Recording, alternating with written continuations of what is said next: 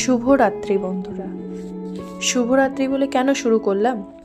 এখন 12:42 বাজছে, 10ই এপ্রিল, রাত 12:42, 2026 সাল।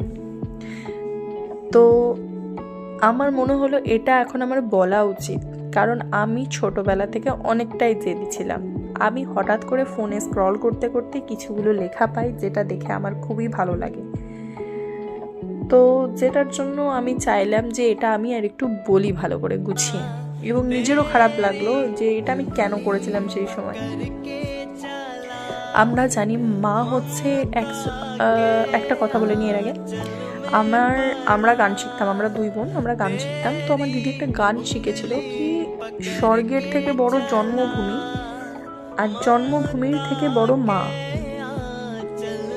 সেই তো সুখের ঠিকানা। তো মা হচ্ছে জন্মভূমির থেকেও বড়। তো আমি যখন ছোট ছিলাম বুঝিনি যে মায়ের কষ্ট কেমন হয়, তাই না? বা একটা মেয়ের কষ্ট কি কি হয় কিছুই আমরা জানতাম না। যত আস্তে আস্তে বড় হয়েছি সেটা রিয়েলাইজ করছি, তো বুঝতে পারছি যে কতটা কষ্ট হয় একটা মেয়ের, বা কত কিছু না পাওয়া থাকে। যেমন বলে মেয়েদের বুক ফাটে তবু মুখ ফোটে না, সেরকম একটা ব্যাপার। তো যাই হোক, আমি এখন কিছু বলে শোনাতে চলেছি তোমাদেরকে।